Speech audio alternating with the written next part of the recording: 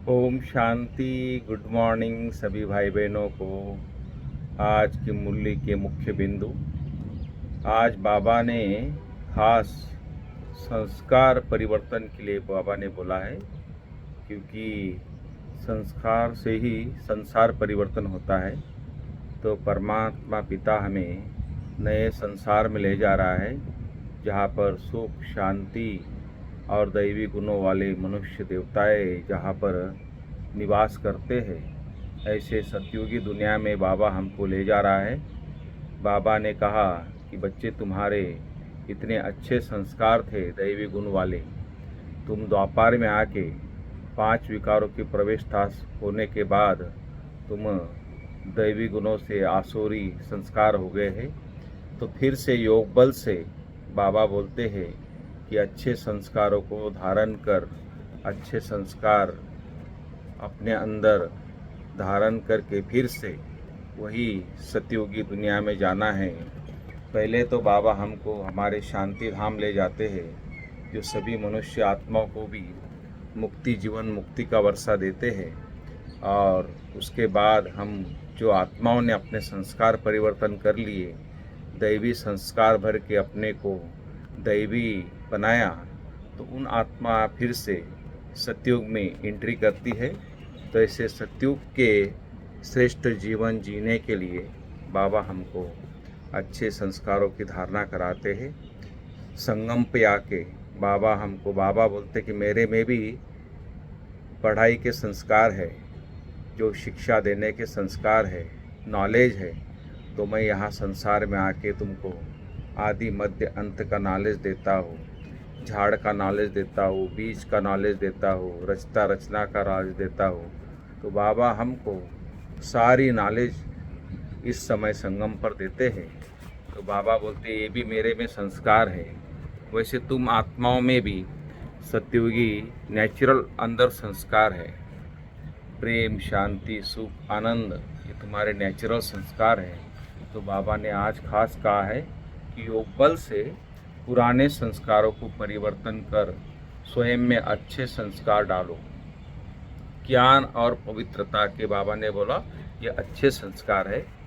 तो और बाबा कहते हैं कि तुम्हारा बर्थ राइट जो है वह है मुक्ति, जीवन मुक्ति। मनुष्य आत्मा तो मुक्ति के लिए भटकते हैं, लेकिन बाबा हमको मुक्ति के साथ जीवन मुक्ति भी देते हैं। तो इस तरह आप देख रहे हैं कि अब फीलिंग आती है हम बच्चों को कि बाप के पास हम अभी नज़दीक आ गए हैं और अब घर जाना है हमें वापस। ये हमको अभी फीलिंग आती है अब घर जाने का। बाप हमें भक्ति का फल देते हैं, मुक्ति और जीवन मुक्ति। तो बाबा हमको शांति धाम का दीदार कराते खास। तो ऐसे दीदार जब हमको होता है तो हमको औरों को भी कराना है, औरों को भी शांति और सुख का रास्ता बताना है।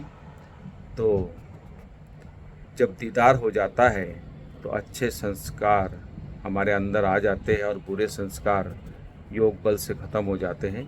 तो ऐसे फिर से बाबा हमको रचना और रचना का ज्ञान समझा के, मन मना भव और मध्याजी भव का ज्ञान दे के हमें नए संस्कारों की धारणा कराते हैं, जो पवित्रता के और ज्ञान योग के संस्कार है, ये हमारे अंदर भरते हैं। तो आज बाबा ने खास अपने को गुणवान बनाओ, इसके लिए बाबा ने शिक्षा दी है कि बच्चे अपने को गुणवान बनाओ।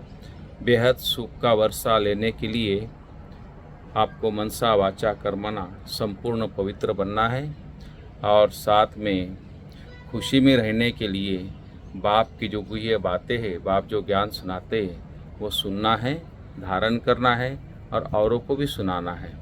तो सुख स्वरूप बन हर आत्मा को सुख देने के लिए बाबा ने आज वरदान में भी कहा है कि सुख स्वरूप बन हर एक को आत्मा को सुख देना। मास्टर सुखदाता आप बच्चे, सुखदाता बाप के। तो ऐसे सहयोग, स्नेह, सहानुभूति देना, यह भी बाबा ने कहा रहम दिल आत्मा की निशानी है।